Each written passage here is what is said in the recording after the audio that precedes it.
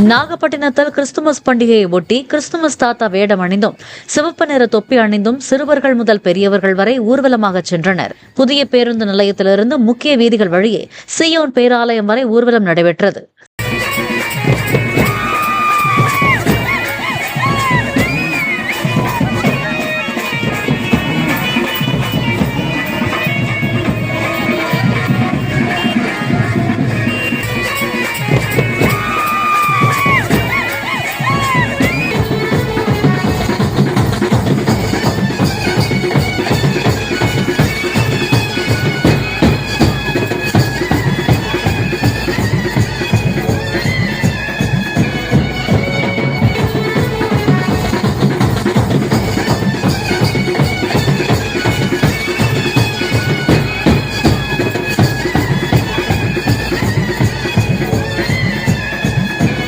Play store மற்றும் app ஸ்டோரில் இருந்து பாலிமர் செயலியை QR கோடு மூலம் பதிவிறக்கம் செய்யுங்கள்.